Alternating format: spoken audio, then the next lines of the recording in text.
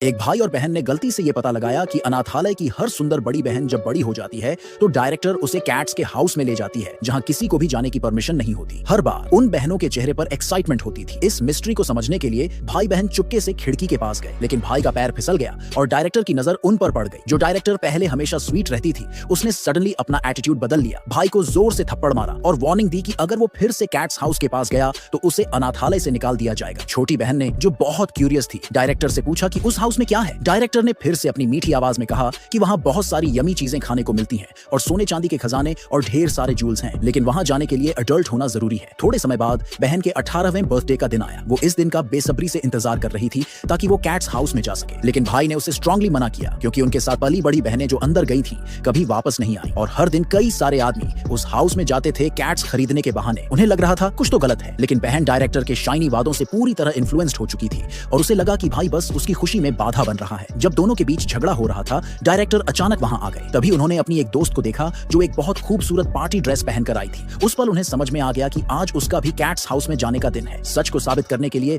भाई फिर से चुपके से खिड़की के पास गया। उसने देखा कि अंदर बहुत ही लग्जूरियस डेकोर था। टेबल्स पर बहुत सारे टेस्टी खाने रखे थे। उस बहन को वेलकम करने के लिए गेस्ट ने उसे एक बहुत कीमती जूल भी गिफ्ट किया। ये देखकर बाहर खड़ी बहन को बहुत जेलसी हुई, लेकिन अंदर वाली बहन ने बस पोलाइटली टोस्ट किया और फिर अचानक बेहोश हो गई। फिर उस लड़की की मदद की गई ताकि वो कैट्स हाउस के अंदर जा सके। भाई ने तुरंत अपनी बहन से कहा कि उस गेस्ट के साथ कुछ गड़बड़ है, लेकिन बहन ने कहा कि उसकी दीदी बस थोड़ी नशे में थी और उस आदमी ने सिर्फ एक अच्छा काम किया है। उसने अपने भाई पर जेलसी का इल्जाम लगाया और उससे मुंह फेर लिया। असलियत पता करने के लिए भाई ने जबरदस्ती अंदर घुसने की कोशिश की, लेकिन डायरेक्टर ने उसे धमकी दी कि अगर वो ऐसा करेगा तो उसे जान से मार देगी। तभी भाई को एक चीख सुनाई दी। वो दरवाजा तोड़ना चाहता था, लेकिन 1 मिनट बाद उसे अपनी बहन का मैसेज मिला कि वो ठीक है। भाई बहुत परेशान था क्योंकि अगले दिन उसकी खुद की बहन को कैट्स हाउस में जाना था। अपनी बहन को भी गायब होने से बचाने के लिए उसने डायरेक्टर से सच जानना चाहा। डायरेक्टर ने कहा कि सारी लड़कियां अनाथालय छोड़कर नई जिंदगी शुरू करने चली गई हैं, लेकिन भाई को यह बात हजम नहीं हुई, खासकर उस चीख को सुनने के बाद। डायरेक्टर ने उसे शांत करते हुए कहा कि हर दिन लड़कियां उसे मैसेज भेजेंगी ताकि वो चिंता न करे। अगले दिन जब बहन ने एक बहुत सुंदर ड्रेस पहनी और कैट्स हाउस के पास पहुंची